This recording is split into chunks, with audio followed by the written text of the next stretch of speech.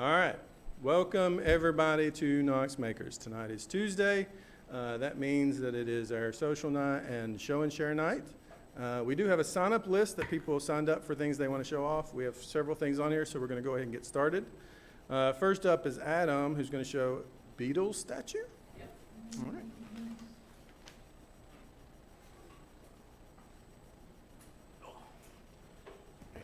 So I don't know if the camera can see me because I'm like 4 inches above this. So I'm just going to put this here for a minute.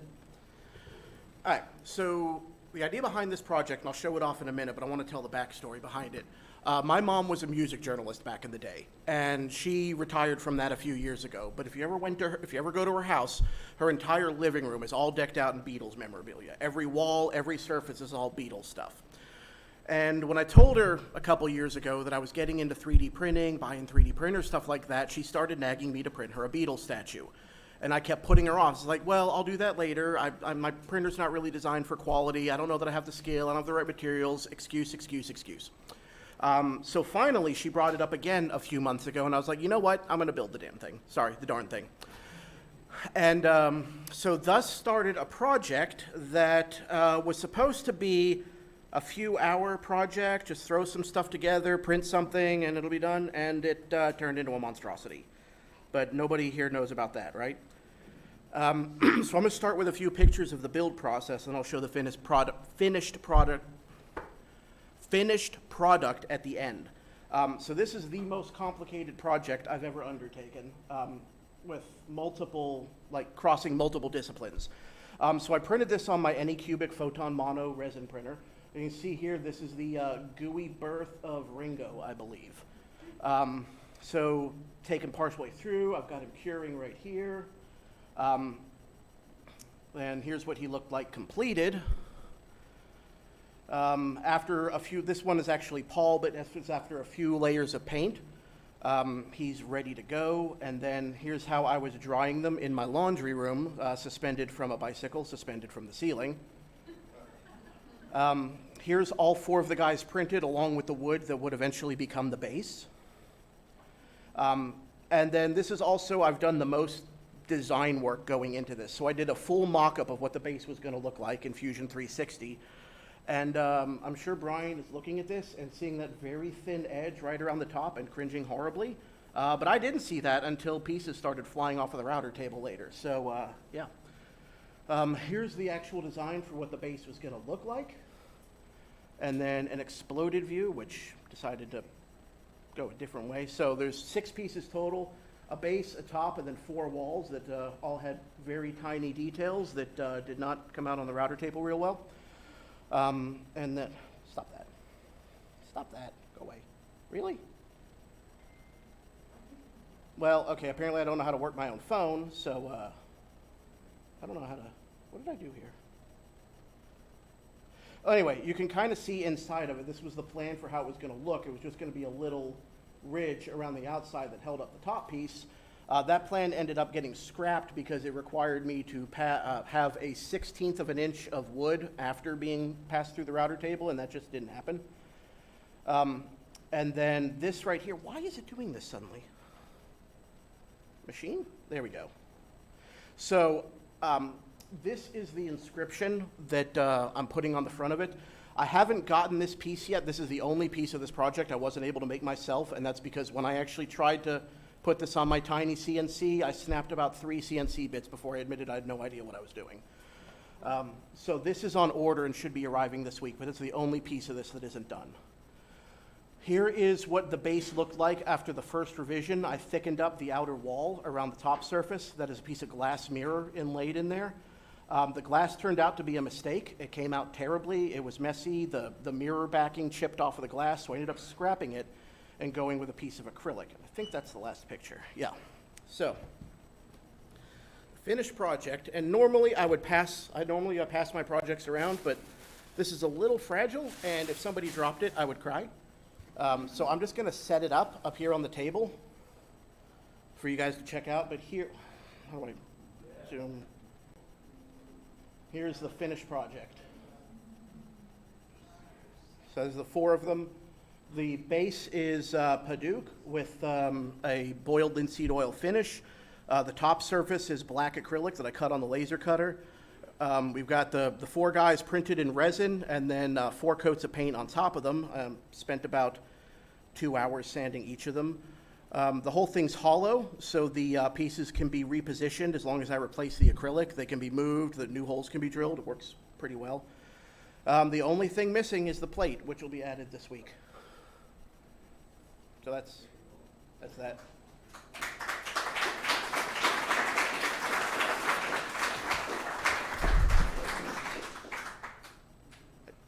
Any questions? Ruby. So is it just in time for Mother's Day? Yes, that is exactly. I told her this is her present. So I'm gonna set it right here so people can check it out after. Just please don't touch it. It's probably less fragile than I think it is, but more fragile than it looks. All right, thank you very much. Next up's Nada with Drab to Fab. Do you need assistance? Maybe. Okay. That's right. Can't use this arm. Okay, so I went, oh, sorry, I'm not being loud enough, so you can put that there. Okay. So, sorry, I just had surgery yesterday on this arm, and I'm not really supposed to use it, but I'm going to anyway. So, a few weeks ago, I went to a yard sale with Adam, and it was a charity fundraiser yard sale, and I found this pair of shoes for like $3, and I was like, oh my gosh, I want to either ruin them like horribly or turn them into something cool. So if you buy these online now, they're like $60. So I was just super happy that I got them for cheap. And I decided to dye them. This is the second project where I've dyed shoes. The first project is not finished, but I found out that you can use leather dye on satin and lace, and it will not ruin the integrity of the fabric or the lace in general. So here's everything that I used. I have gloves, I have Phoebing's leather dye in US Marine Corps black, some daubers, and some paintbrushes. So the first coat of paint that I put on there came out like this, and I decided they came with some satin ribbon to tie them closed, and I didn't really like the ribbon because it didn't come out the way that I wanted it to, so I went and bought more, but I turned a $3 pair of shoes into these. They're actually extremely, oh, there's cat hair on there. They're extremely comfortable, and even though if you look inside, you can kind of see where some of the leather dye, sorry, this way? Okay, well, anyway, you can see that there's some leather dye on the inside of the shoes, but I don't think anybody's really gonna care about that since I'm the only one wearing them.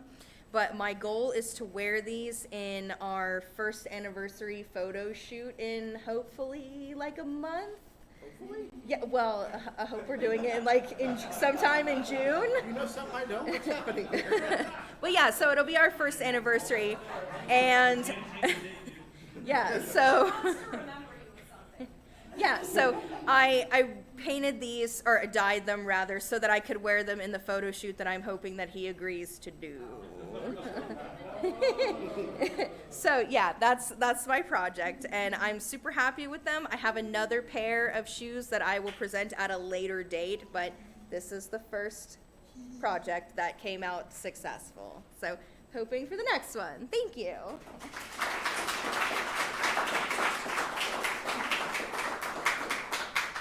Those did turn out really nice. All right, next up is Green Hoe, but stool sample. Keep it PG-13, please.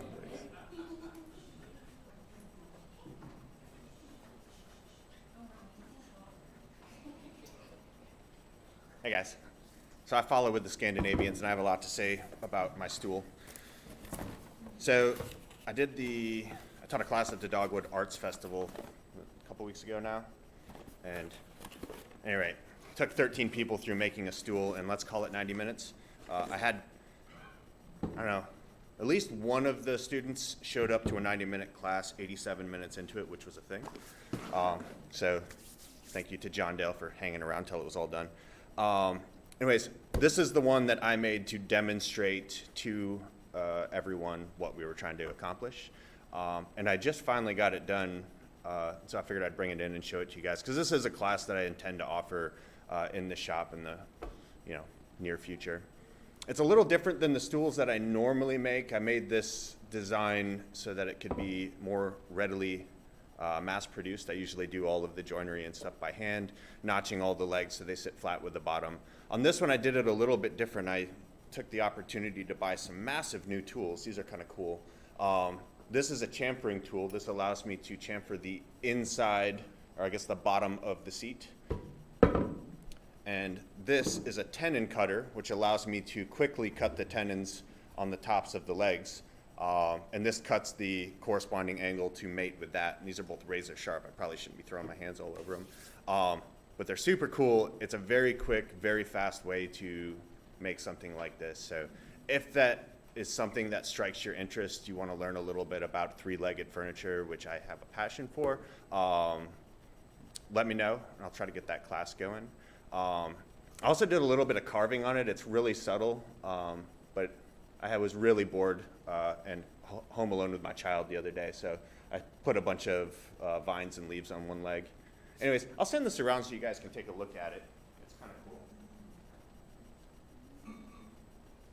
What I do want to talk to you guys about is I'm trying out a new wood finish right now, which I'm pretty excited about. So typically, I tell people to use hard waxes or oil finishes on projects because it doesn't create a film and it gives a much nicer luster to the stock when it's done, as opposed to something like a polyurethane, which to me looks plasticky and cheap. So that's what I usually use. The downside with most of those is their water repellency is not particularly awesome. So something that you're intending to put hot things on, alcoholic drinks on, cold things on, so anything that's going to leave a ring, they're not super awesome for, with the exception of tung oil. But in order to apply tung oil correctly, it takes like a month, and who's got time for that? So I've been messing around with these new two-part hard wax finishes. Osmo makes one. What's the one that all the YouTubers use? I forget. But anyways, these are intended to be like a single application finish, and then they take a full week to harden completely, but basically they're dry to the touch 15 minutes later and you can move on with your life. And I've resisted using them because they're very expensive and like unnecessarily expensive. But anyways, I tried one out on this one. And the chemistry behind it is kind of cool, so I figured I'd show you guys what that looks like. I'm not gonna get too into the weeds with this, but this is one of the greatest injustice in the naming of chemical things, and I just thought I'd share it with you. So, a typical oil finish has a curing reaction that's just called air drying. So it reacts with elemental oxygen in the air, which causes it to lightly cross-link. It's one of the reasons why it's not very robust against water and other things. So when you start talking about more robust finishes, you're usually thinking about polyurethanes, for example. So that's what's actually interesting about these hard waxes. So in a typical oil finish, you have a bunch of free hydroxyl groups. So that's this OH right here. And then the R is some sort of long chain oil polymer wax, okay? What they've done in these two-part finishes is they've incorporated this group right here. So this is what's called an isocyanate. So the R group is just like literally anything. It's usually some polymer or ligament, some large thing. And actually what it is, so this is an isocyanate. So this is an isocyanate, but what they actually use has another on the other side. So this would be a di-isocyanate, okay? Because the fact that there's two, we add the prefix di, okay? So an isocyanate plus a hydroxyl group gives us this, which is a urethane. So that is giving us a urethane type finish in an otherwise drying oil, so it penetrates into the timber and then forms a urethane linkage inside, okay? That's all fine and good, but that's not the interesting part. So an isocyanate reacting with an amine, which there are amines in wood, there's also amines everywhere in like the acids in your body. So this is why isocyanates are like wildly dangerous, and I wouldn't recommend anyone use them. So an isocyanate plus an amine gives you this right here. So this structure is a urea. So a urea. Sorry, I have like doctor signature here going on. But this is what people in the industry refer to as bucket chemistry, because the stoichiometry is never perfect. It's literally like everything is just going crazy in there. So now that you have a bunch of these ureas floating around and you still have more isocyanates, because usually the isocyanates are used in excess, you could have another isocyanate react with this urea. So that gives you this structure down here, which you can see this and this. This is just two of that. So therefore we should be adding the di in front of what the functional group is. So this should be a diurea, right? So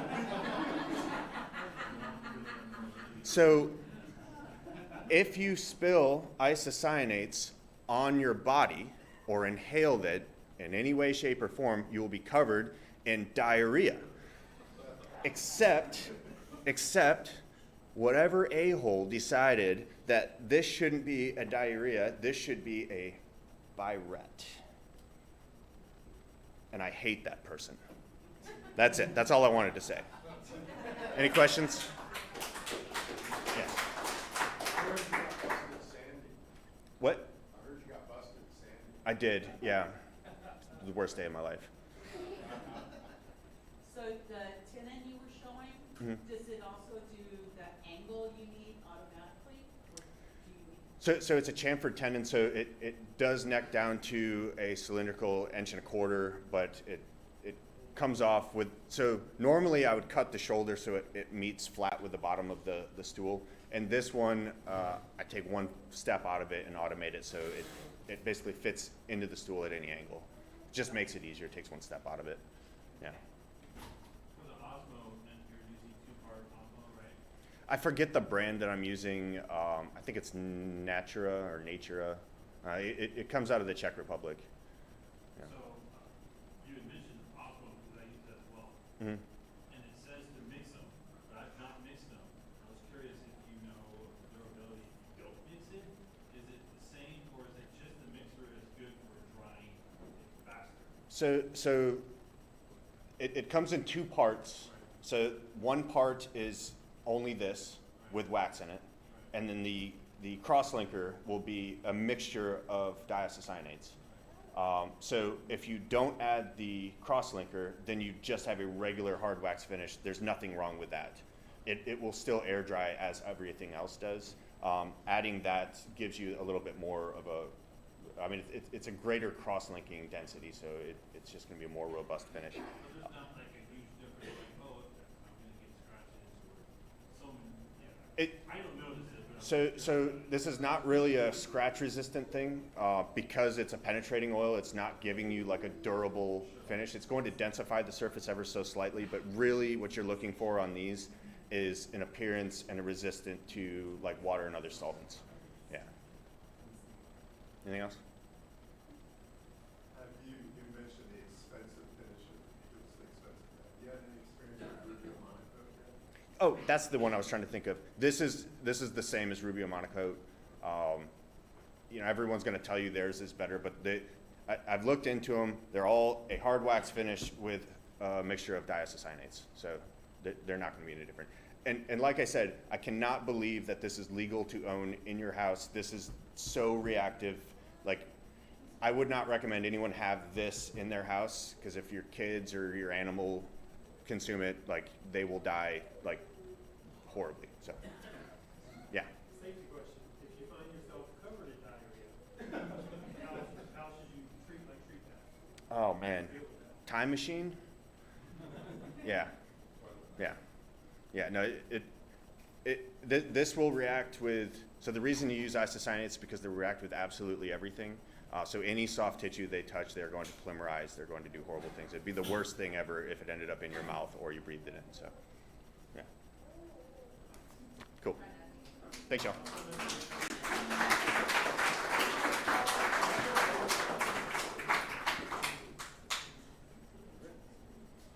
Thank you very much. Neil, I'm going to hold off on you for a second.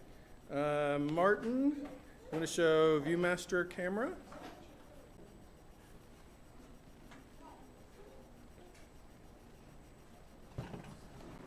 Perfect size.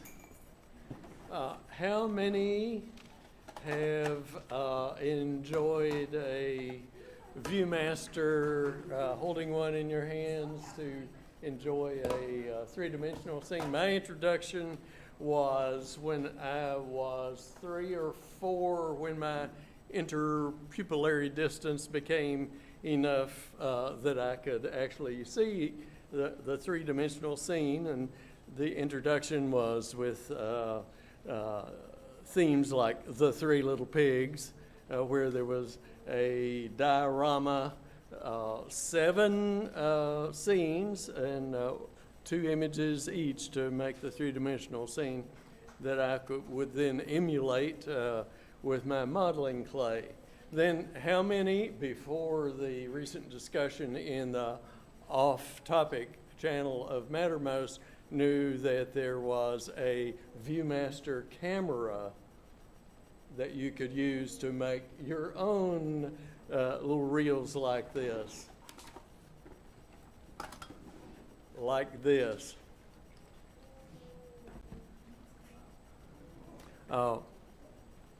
This is actually the second one. This is the Mark II that was introduced in 1952, about the time that I was introduced to the Three Little Pigs. The earlier one that was in the 40s, this was simplified in some ways. I especially like the part that has nothing to do with 3D, where you have the little indication of if you move the exposure this way, then it's going to be washed out. If you move it this way, it's going to be deeper. I've not seen that on other cameras. Maybe other folks have. But the thing about this camera, which I have not been able to get open 45 years since it last saw the light of day, so maybe somebody can help me with that. But the thing about it is, the trick is that the film goes through the camera at an angle, and like that, 35 millimeter film. And since I say that I've got this, I want to start sending this around. This is one that's internally illuminated, because I determined the others were not going to work in here. There have been so many of these. This takes 2 D cells. It's definitely not an LED. So you can see the light on the left and the advance. And just because it's so noisy, I suggest that you do just, one advance and pass it along, so there's not, hundreds of clicks. Okay. And so what you end up with is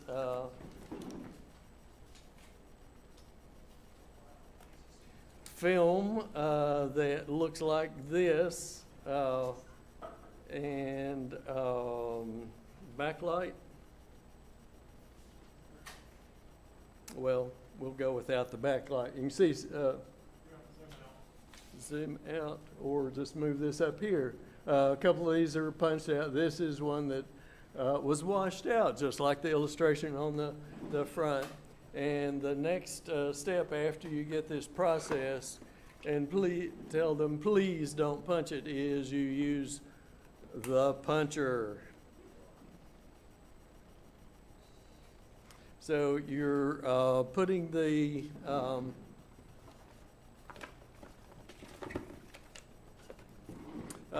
film through this part here, and then pressing down, and you're literally punching out the a couple of little pieces of film, and you end up with bunches of little pieces like this.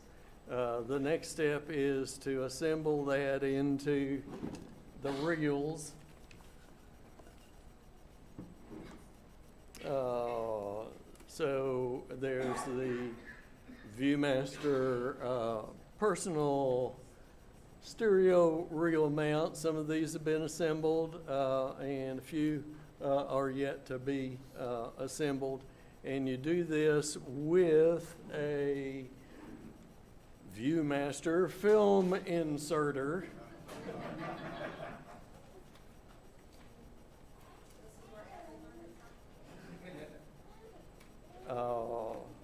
Like this. And this is the film inserter, which is just little flat tweezers that are now so rusted that you can see, you just slide it under, you can see the two little pieces, then it's riveted together behind that, but you would destroy your film with the rust. It was really smooth, 50 years ago, but this was the camera was a gift from my wife before we were married. So this was like in 1972, and used it for a number of years, and you will see the Kodachrome. I don't know how recently it's been that you've had a chance to look at Kodachrome, but when you see this, you will sing, "Mama, don't take my Kodachrome away." There's just nothing like it, the richness of that color. But one day when the film was returned, even though it said "do not cut," it was very neatly mounted in 2x2 plastic mounts, just arbitrarily sliced up, which made me cry. And then not too long after that, they developed a burr or a pebble or something in there that started scratching the film longitudinally. And I left it with a local repair shop, and after they had had it for 6 months, I thought, I just got to get that back. And I think it was the next week they abruptly went out of business and made a lot of people cry because of their stuff that they couldn't get back. So at least I still have this, but it would be nice to resurrect it and get it working again. Any questions? Yes? I've collected cameras since I was like a teenager. I can take a look and see about how that operates and opens up. Yeah. And also, I have one of the original Viewmasters before 3M bought it. You have what, please? One of the original Viewmasters before 3M bought it. And it's a fake light. It's one of the early models. Yeah, it's gone through a lot of hands. Yes. Viewmasters still do stuff? Or is it like, it's dead? Viewmasters, do they still produce these models or something similar? There are still viewers and there are commercial reels. A lot of them are unfortunately 2.5D, or I would call it 2 1/4D, where it's just multiple planes. It's not even extruded stuff. So that's why I think you enjoy the true three-dimensionality of this. And I've got this one with a single one. I've taped over this because this one doesn't advance very well. But this is a God ray from clouds, where you can see the beam of light coming all the way to the camera. So let's pass this around. You can see it if you can.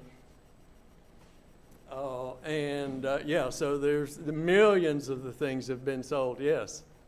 In your camera, would you use standard 35mm? Standard 35 millimeter film, and it's f/28 to f/22 30th of a second to a 60th of a second. So if anybody's interested in their little EV exposure system, that business, you can look at the manual here afterwards. Yes? You just have it developed anywhere, but tell them, oh, please, please, please don't mount it. Just leave it uncut. It's all mail order. Pardon? I was just saying it's all mail order. He was curious where you could do it. You mail order, you can get the film without. Yeah, so, C41, E6 lab, anywhere you can get it, the film developed, yeah. I've got a 100-foot reel unopened in that film, and I have the E6 chemistry for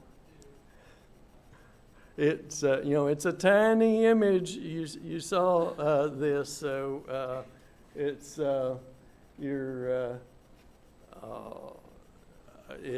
it needs a fine grained film. Any other questions? Okay, thank you.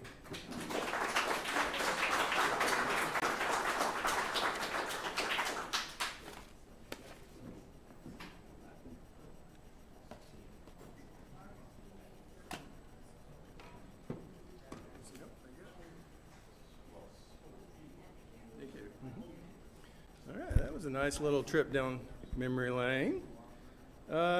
Next up is Wes, who's going to show laser engraving scratch paper.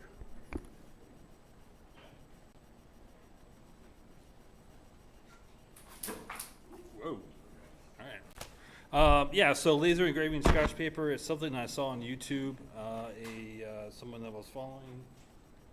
And basically what he does is programs the laser to run at a certain speed and certain power, and then puts everything in. And the idea is that it's going to scratch off the blacktop. Zoom out a little bit more, and try to make it look something like this. Now, obviously, different speeds and different powers will give you different results. As you can see down here, it's burned through it. So obviously, it's either going too slow with too much power, or just way too much power but the right speed on it. So I think I finally got something that looks pretty decent on it. What I did learn too is that a lot of this black stuff will come off and kind of float in the air and get caught in the laser as well too. So it gets pretty dirty. Especially if you're trying to do a whole page like that as well too. But I did bring some in. I'm gonna try it out on our laser in here to see how it works, and I'm gonna try different speeds, different power and stuff like that. So if you're interested in learning how to test things out to see how something works, I'm gonna be going through it, and you're more than welcome to sit in and shadow, and we can work on it together. So any questions? Yes? Have you ever tried there's like a tin back version of that scratch paper. So instead of it being paperback, it's a tin back. Oh, really? Yeah. I've never heard of that before. It's been years since I used it. It doesn't exist. Huh, that would work very well, I think. Okay. Cool, all right, thank you. All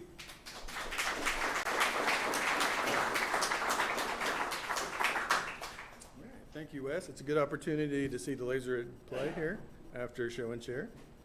So that's it on the list. I'm going to have Neil come up and talk about our laser hilt challenge.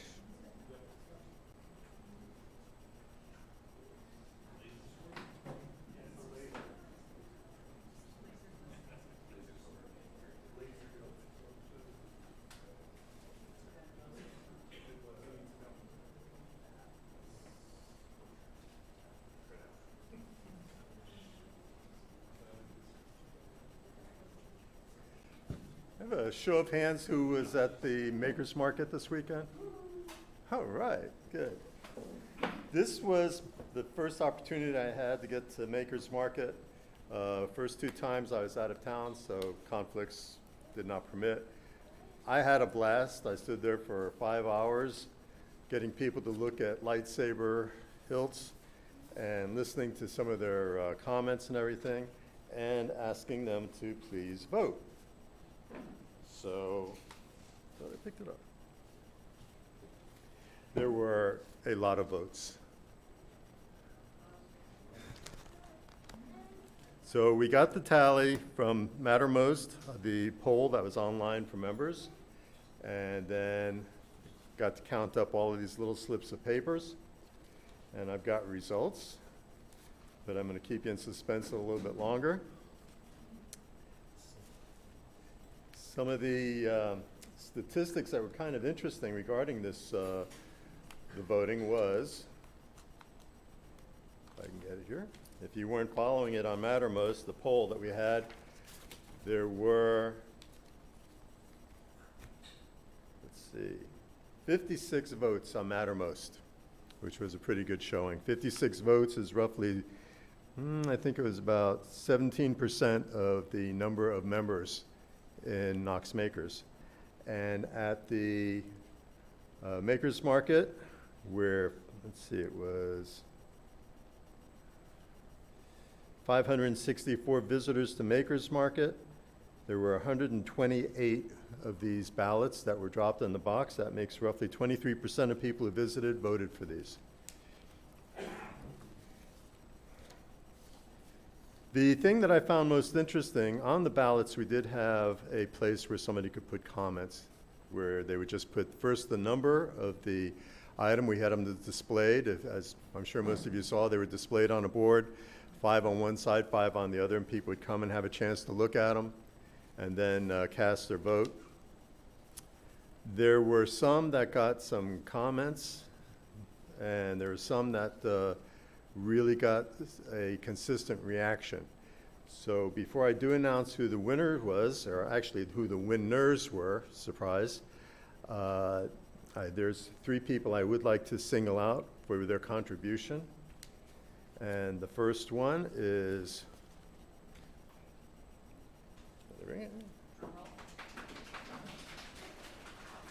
the first one is Sue. The thing about Sue's entry, and I was privy to what Sue was going to do very early in the competition, and she showed me what she was going to do, and my immediate reaction was, it's not metal, it's not wood, it's not plastic, it is fiber. And it was so out of the box and so original and so unique. It was a fantastic thing to see, and it got a lot of comments like that. And so what I would like to do for Sue tonight, let me see, this is pretty typical. If you're not familiar with her entries, she had 2 entries, and the first one was called Thumb Wars, as opposed to Star Wars. And I really liked the comment on this one, and I always get these upside down. Let's see. Safe, portable, easy to use, excellent design.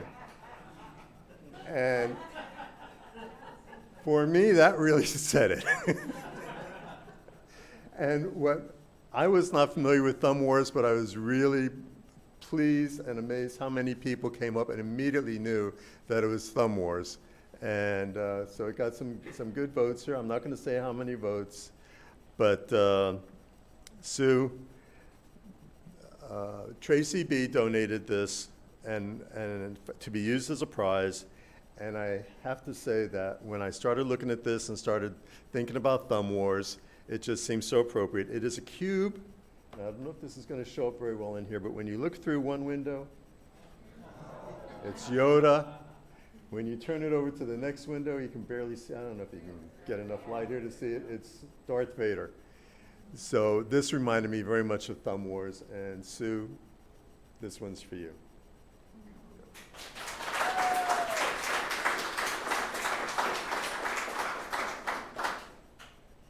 I also want to say that Sue was very instrumental in making this challenge happen. She was very supportive. She was my leveling voice throughout most of it, and she also got the poll up on Mattermost, which I'm sure I would have screwed up royally.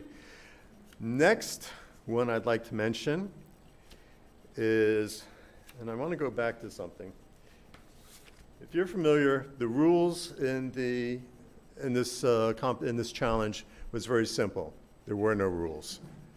And the one thing that came closest to being a rule was number 2, which reads, store-purchased, home-modified lightsabers are not prohibited, but will probably be subjected to out loud proclamations of seriously. Well, we did have one entry, actually was intended not to be an entry, but just as a joke, and it was labeled as a joke. And I said, no, we're gonna enter this anyway. And I'm so glad that it was entered because Jerry, I wish you could have been there to see the kids' faces. They loved it. It even stopped this one child who was crying. I showed it to them and they stopped crying, and the parents then had a really big smile on their face too. It was great. So what you did not want to really enter because you brought it as a joke was something that was very much appreciated. And I'll share the comment, and a lot of kids voted for this. I'll share the comment that we got on this one. I like the wind and the flashes. So Jerry, you followed the rules, even though there were no rules, or was concerned that your entry would not be permitted because it was store-bought. But remember, rule number 2, or non-rule number 2, said it could be store-bought. So I thought you would appreciate this, which is the book of rules. And I want you to know that I don't know how many pages in here, but every page is absolutely full of rules. Oh.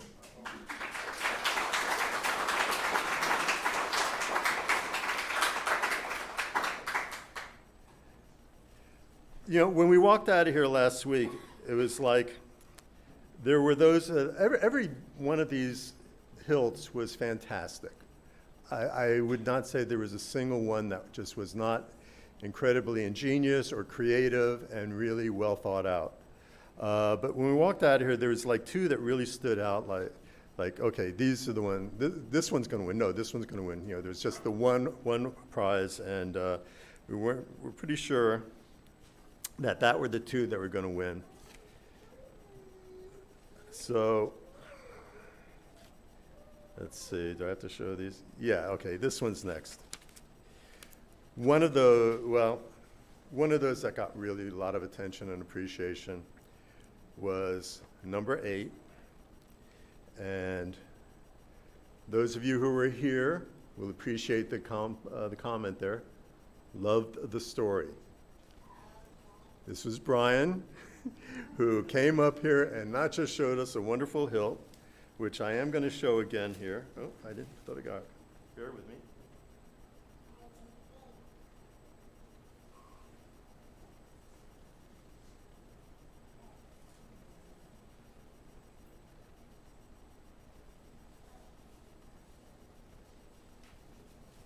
So those of you who did not see it or don't remember it well,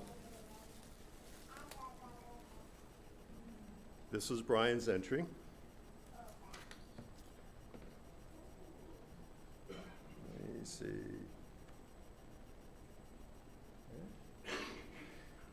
And I think I better tell you the hidden thing in this, because if Brian gets back up here, he's going to tell another long story about it. But Brian's presentation, and I'm not going to say I know Brian well enough to know if that was rehearsed or if that was off the cuff, but it was incredible. It had us all laughing and a lot of people talking about it. And as I said, this was one of the comments, so it pretty much was the comment. Let me see it. Loved the story. So in recognition of that, Brian, oh, for those of you who don't know, this is not just a lightsaber. It is also a pepper mill. Other way. There we go. It is a pepper mill. So, for having this not only incredibly beautiful lightsaber hilt, it had dual functionality as a pepper mill. So, Brian, I wanted to make sure that you know the appreciation for this. And what you have here now is to complement your set is a year's supply of gourmet peppercorns in a similar style as your lightsaber hilt.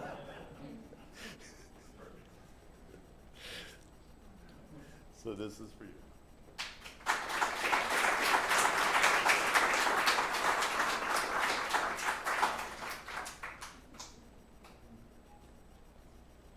Okay, so I keep saying there were no rules, which made it rather interesting. There was, and I use that past tense without mistake, was a $100 prize for the best lightsaber hilt. There was, or is, no, there was, it's past tense, not to, a awards committee who, after last Tuesday, said, this isn't going to happen. We got to have another award, as well as the primary award, which was $100, and then we got to have a second place. Excuse me, a second place. Well, when the numbers came in, and I combined the ballots, the paper ballots, with the Mattermost poll ballot totals, we had 2 more entries that were very close. They did not tie. They did not have the same number, so which is a good thing because we had pretty much determined that if there was going to be a tie, the 2 members who tied would have to go out to Thunderdome and fight it out. So you're safe. That's not going to happen.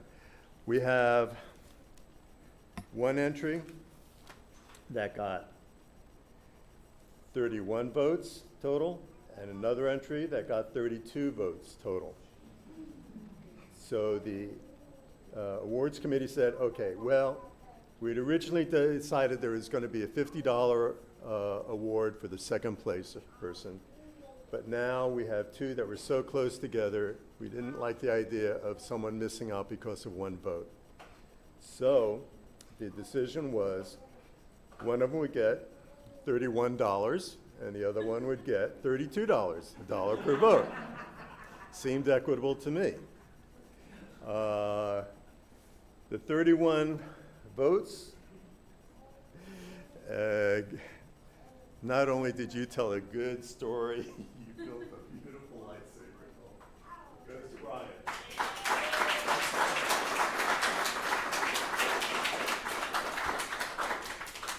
32 votes went to what was probably the most incredible thing that we saw last Tuesday night. And it was really great. Is Fulton here? Fulton? You guys check his name.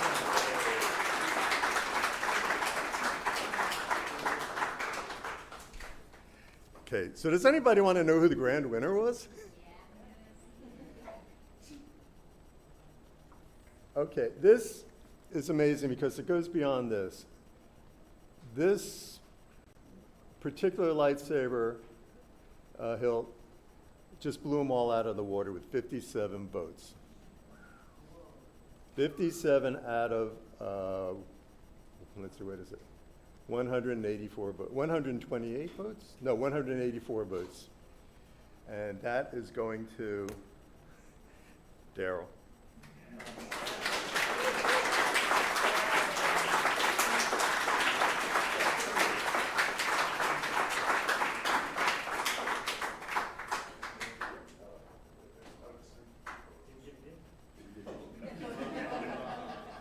Now, there is one other thing that was in the non-rules, and that is all of these entries made a designation as to which zone they were dedicating their entry to.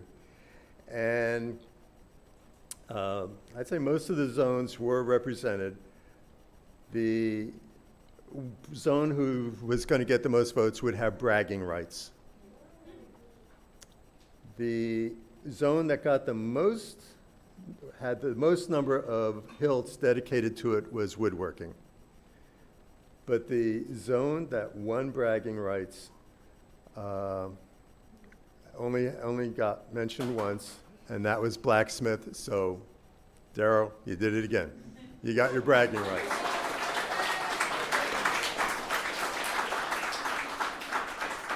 Now, you want to count them? One more notice, one more thing to say. Sunday, again, this was afterwards. I got home and I had a message on Mattermost from someone at the moment who can remain somewhat anonymous if he wishes to. But I want to read this, and I'm sorry, Russell's not here. I'm sure you'll understand that in a moment. It read, this came in at 8:55 p.m. on Sunday. You were talking lamps for the next challenge. The October Maker Fair will have the battle bots going at it at night. A bunch of lamps plugged in would be a nice showcase. We could do up a trophy for the winner. I responded with, I like all of that concept, but you would have to agree to me telling Russell that it was your idea. We have been having a fun back and forth about me treading on his realm of lamp making. It's all good-natured fun between the two of us. I'm looking forward to combining a totaling of the votes Tuesday morning. I think there will be a few surprises here, and there were. They responded back to me, I think we could work something out. If you want to identify yourself who sent this to me, I will gladly let you take some of the heat. But we'll see what happens. If ever does it. How many people want to see another challenge? All right. It was fun. All right, that's it. Thank you, one and all. Oh, anyone here who has a hilt that they entered, I have them up here. Please get it. Whoever doesn't take their hilt tonight, it's going to end up on the hack rack. No, I'm not going to do that. They'll be here. I got some loose votes.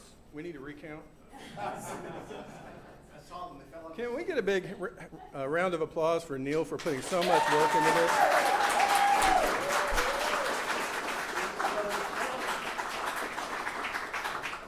Yeah, so as Neil stated, this past weekend we did something. We did a Makers Market, right? I also want to give a round of applause to Aliki for putting so much effort into the organization. This is her third one. Yeah, her third market. Yeah, this is her fourth total, and you came on after the first one, so this is your third market. Really appreciate all the work that you've put into there, and we're looking forward to the next one as well. Another thing that we did during the market was kill switch cardboard. A lot of fun. I think a lot of the robots are still sitting up front if you want to look at what it was. It's the basic rules were 1.5 pounds, cardboard and some wood, and so a little lighter weight than our last kill switch. We had our competition, several rounds. We had somebody come out on top, and so since it was kill switch cardboard, we have a cardboard trophy that we're going to give to our winner, Jerry.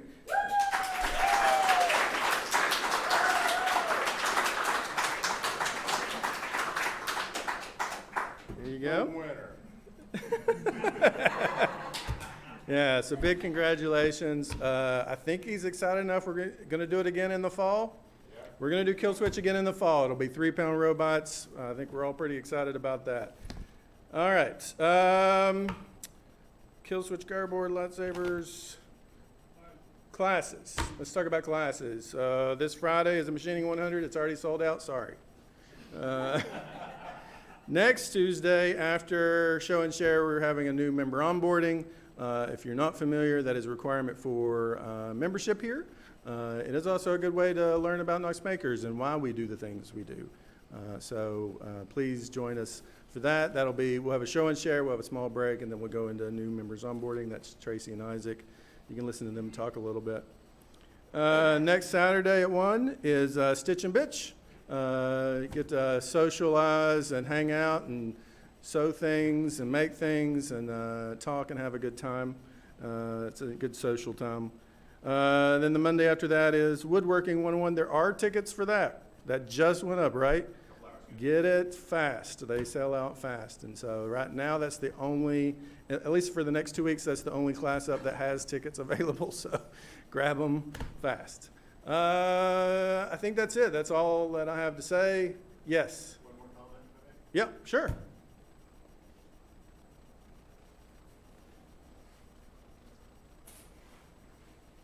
There's one more person I want to thank who came out and assisted at the table on Sunday, and that is my wife, Karen. She sat there for 5 hours too, and had people come in and do the ballots. But she did double duty. Not only did she do ballots, but she encouraged people to take the tours.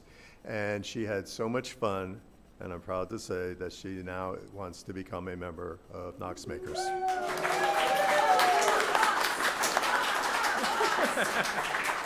And welcome, Karen. All right, anybody else? Okay, that's it. Let's go play in the workshop.